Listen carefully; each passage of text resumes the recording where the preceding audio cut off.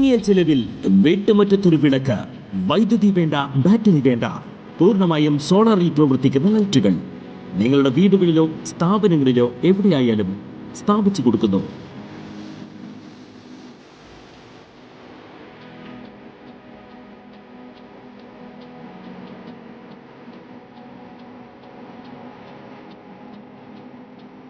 ഹാർഡോൾ solar lights.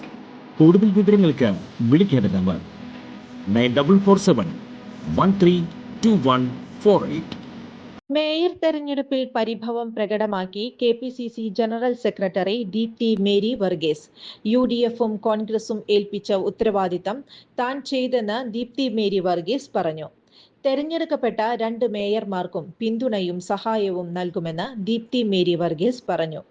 നയിക്കണമെന്ന് നേതൃത്വം പറഞ്ഞുവെന്നും പിന്നീട് അതിൽ മാറ്റമുണ്ടായത് എങ്ങനെയാണെന്ന് വിശദീകരിക്കേണ്ടത് മാറ്റിയ തീരുമാനമെടുത്ത ആളുകളാണെന്നും ദീപ്തി മേരി വർഗീസ് കൂട്ടിച്ചേർത്തു. തീരുമാനത്തിന് ചുക്കാൻ പിടിച്ചവരാണ് അത് പറയേണ്ടത്.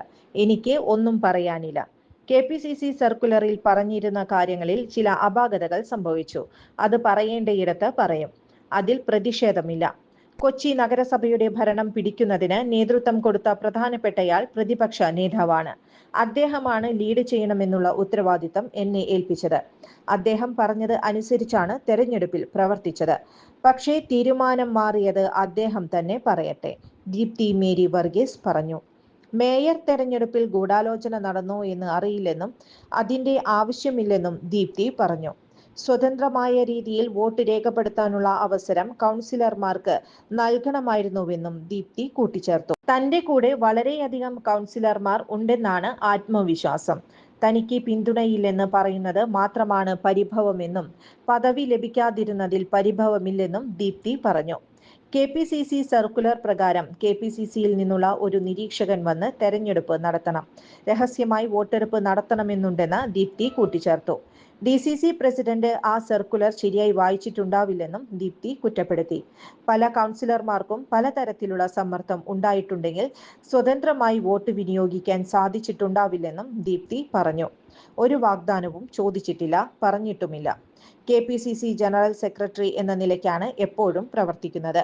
കോൺഗ്രസ് മതേതര പാർട്ടിയാണ്. എല്ലാ ജാതി മതങ്ങളെയും ഒരുപോലെ കാണണം. അതിന് അപ്പുറം സംഭവിച്ചിട്ടുണ്ടെങ്കിൽ നേതൃത്വം പറയട്ടെ. കൊച്ചി കേന്ദ്രീകരിച്ച് പ്രവർത്തിക്കുന്നയാളല്ല. കൊച്ചി മേയർ ആകണമെന്ന് ആഗ്രഹിച്ചല്ല രാഷ്ട്രീയ പ്രവർത്തനം നടത്തിയത്. ഇനിയും അതല്ല ലക്ഷ്യവും.